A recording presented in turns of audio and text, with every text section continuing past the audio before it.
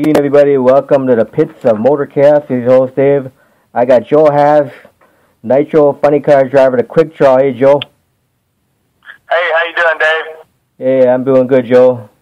So, Joe, how'd the Funny Car season go this year? It's going pretty good. We struggled a little bit at the beginning of the year, but we got it all straightened out. It was shaking the tires a little bit, but the Quick Draw car and the runaway car of John Lawson's, they're both doing good. So, what was the last event you guys ran at? We run the Funny Car Nationals there in Martin, Michigan, back on September the 8th and 9th. Before that, we did the World Series and did Martin before that, Joliet. But the last one was September the 8th and 9th, and that pretty much wrapped our year up. And how many events total did you guys run this year? I believe we run, it was 7 or 8 total. We run Eddyville, we run Joliet, Martin, Michigan, up there at US 131 a couple of times. The World Series, we went over to US 41, did some testing. All in all, we wrapped it up pretty good, and we're looking forward to a better year next year, actually. Now, Joe, when did you begin your drag racing career? I started driving in 2005, but I crewed on an alcohol dragster of Ron and Sean Evans for about 10 or 12 years prior to that, and then I started driving for Justin Grant in an alcohol funny car, 2005, I believe it was, and then we ran the alcohol car for a year, and then we went right into Nitro and built a Nitro funny car, and then remade the Don Schumacher Stardust car. Drove it for a couple of years, and then we recreated a Wonder Wagon, drove it for a couple of years, and I've been in 10 or 12 of them now, but just having a good time. So you've only drove funny cars your whole career? Well, the majority's been funny cars, but I've driven a few altered. I hold the world record for fuel altered in Tom Motrey's Drastic Plastic. We set that record back in 2013 at Route 66 with a 528, and beat out Ron Fassel, the late Ron Fassel. He had a 529. We run a 528. He still does hold the speed record, though, of 286, which is a monster speed. I don't know that that'll be beaten anytime soon, but there's a few guys trying. So, I'm looking forward to somebody getting out there and doing that myself. Yeah, my wife and I have saw you drive with the Drastic Plastic at Great Lakes Dragway before. What was that now? My wife and I saw you with the behind the wheel of the Drastic Plastic at Great Lakes Dragway before. Yeah, it's that's a hell of a fuel altered, and now you got the guys down in Texas, Howard Ferris and his son Shane, and the crew down there with the War Wagon. They've probably got one of the best fuel altered now, that and the Drastic Plastic, but they have not run a quarter mile yet, but I know they're tuning it up to do so. So it's just a matter of time before that record falls again. Like I say, I'm looking forward to somebody breaking it. I mean, records are out there to be broken, so it'll be a big day if somebody ever beats that 528 in the fuel altered, and especially there's a couple guys trying to go 300 mile an hour in a fuel altered, which is that's huge, with the aerodynamics of the fuel altered, but oh no, my heart lays with funny cars. That's been the heart of it throughout the last 10, 12 years. Right. Yeah, no one has those big header flames like the Drastic Plastic car. Yeah, the Drastic Plastic. Tom Motrey kind of come up with the tune-up. I think Kluger did it years ago. With a single mag, big pump deal, and then John Lawson, he's on to a hell of a tune-up himself. And our crew chief Hank, he's got a pretty good handle on it. But that's what that big pump will give you. The big pump single mag deal. It's catching on. It's just it's got the big header flames and the big show sound. So the crowd really enjoys it, and we enjoy getting out there and putting it on display. Yeah, I was watching the live feed from the World Series. I saw the big header flames coming out of both cars. Yeah, man, that thing's got, 8-10 foot header flames. People are not expecting it sometimes, with a nostalgia car.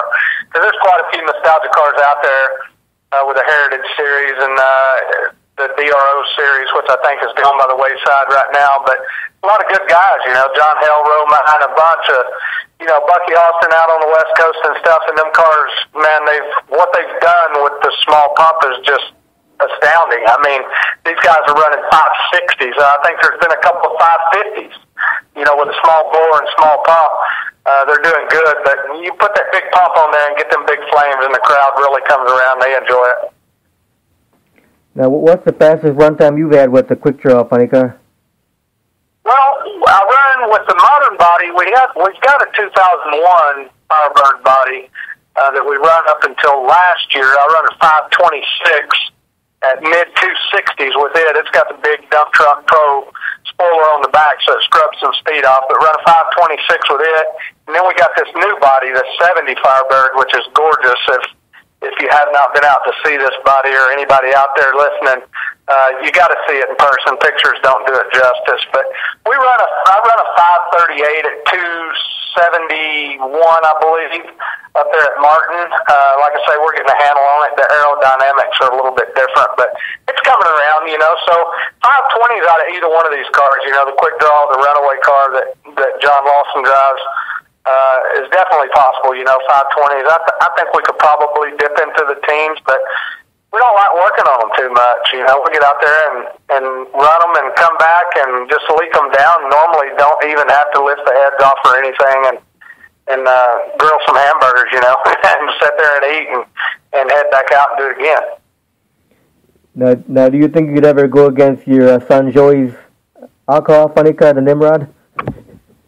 Well, it would be great for me and Joey to go head-to-head. So we're just waiting for the right opportunity to move him up into a fuel car, actually. And he's got his fuel license, so he's just kind of waiting for the opportunity, the right chance and car to come along. But it would be great, man. I would love to line up beside my son in a fuel car, in a fuel funny car. The kid is good, he's listened, coming up through the years, and he's really taking the advice good, and he gets out there and does his own deal, and he does good at it. So if we ever do go head-to-head, he'll probably whoop up on the old man pretty good, but I'd love to see that day. And you never know about alcohol cars. I may step down a little bit, get in an alcohol car and line up against him, but I know good and well he can beat me in one of them alcohol cars. His reaction time and his driving ability is it's top of the line. Yeah, he just had a good weekend against Rocky Osick. Yeah, he was down in Sykeston at Jeffers Motorsport Park down there in Sykeston, Missouri. We run that track quite a bit with the alcohol car, and he run Rocky a couple of times. I think he beat him both times, but Rocky, he's a good dude too, and he's got a good car. But Joey, he gets out there. I think the average age of his crew, is only like 26 years old. So he gets out there with guys that's been doing it a long time and does a good job, and he's got that coupe body that goes on his car also, the Nimrod coupe, and he won the Fuel Altered Nationals over in Eddyville, the B field, this year, without me being there, which is good. He goes off and does his own deal, calls for advice if he needs any, but he normally don't, and he gets out there and shows the old man how it's done. I'm pretty proud of him. So now, what got you into drag racing? Like a bunch of us, we grew up like in hot rods and street rods, and excuse me. So we got out and tinkered and hopped up the Chevrolet pickups and the Camaros and stuff like that, and go to local tracks, and been doing that, since I was real young, and then I started crewing, like I say, for Ron and Sean Evans, and I knew I wanted to drive at that time. I just wanted to make sure that I understood the ins and outs before I jumped into the seat. So I did that for 10 or 12 years, and and then got into driving, and been doing it ever since. But I like tuning them and working on them just as much as driving. So now, what drivers were inspirational to you back when you started drag racing? Dale Foldy. I've always looked up to Dale Foldy back in the day when he was in the seat, which hasn't been that long actually with the War Eagle. He's drove so many funny cars, been with so many teams and has done good across the board. And Caps, I know Ron Caps personally, and, he's got out there and done good, and I'm glad he's got him a championship under his belt now, so I've been watching him for a while. Jungle Jim, if you go back in the day also, just all of them. The Snake, the Mongoose, McEwen, and all them guys. It's funny because when I was young, I'd be watching these old Diamond P shows, the crashes and different stuff like that, and I'm thinking, man, this is cool, and never in a million years did I ever dream that I would be sitting in a funny car, and I just count my blessings every day to be able to do it. So what was it like to get behind the wheel of a funny car for the first time? Oh, it's, as Sean Evans would say, when he was looking at me, he said my eyes look like saucers in there, when the body comes down, it's a different world. To know that you're sitting behind that much horsepower and then they fire that engine and bring the body down on it, it's a little bit claustrophobic, it's a little bit intimidating. You just have to get out there and go at your own speed and let your mind tell your foot what to do and not the other way around, or you'll get in trouble. But it's an experience. It's surreal, People ask that question all the time, and it's hard to explain. It's surreal, but it's cool. I'm fortunate to be able to do it. So when you get behind the wheel, do you feel younger? Do I feel younger? Yeah.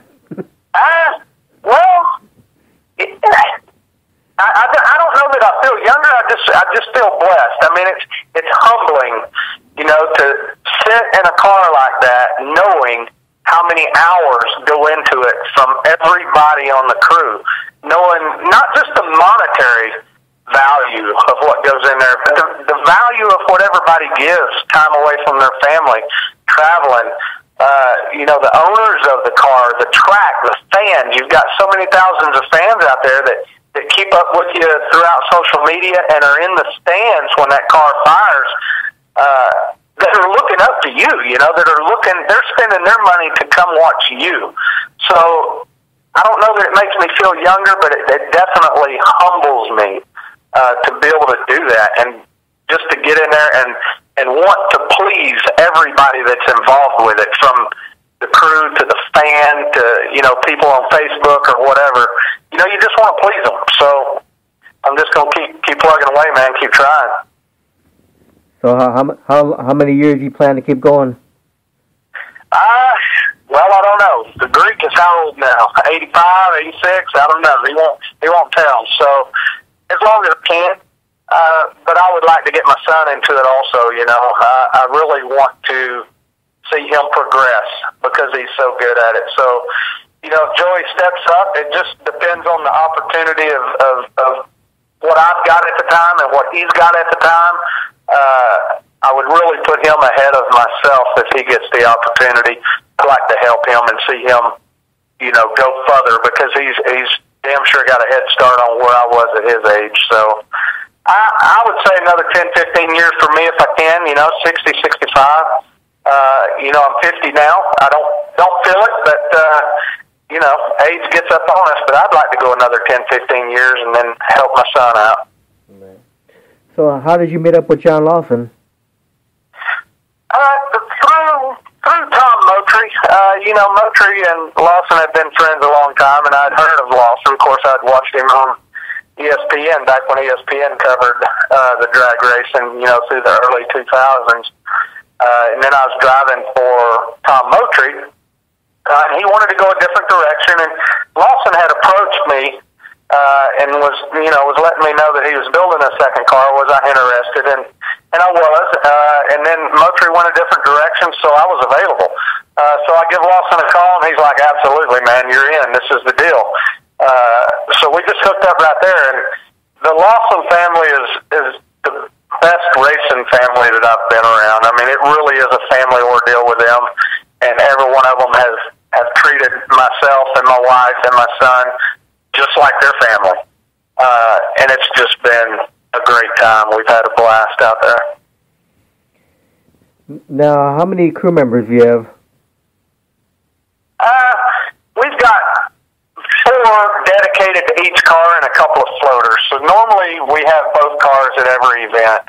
And we'll normally have 12 crew there, but there's 4, sometimes 5 dedicated per car, and then we've got a couple of floaters that bounce back and forth, from car to car, doing the same job, but on both cars. So yeah, we usually got 12 total. So the name Quick Draw, John came up with that name? The Quick Draw? Yeah. Yeah, we had looked at a few different names, and we've kicked around names here and there, and I hunt a lot, and I'm a believer in the Second Amendment, so I do have quite a few guns and enjoy shooting them. So Quick Draw just fit. Actually, I think it was his wife that come up with Quick Draw, and I'm like, man, that's spot on right there, So it stuck, and that's what we've got now. Right. Bye. You're done. Tell them okay, bye.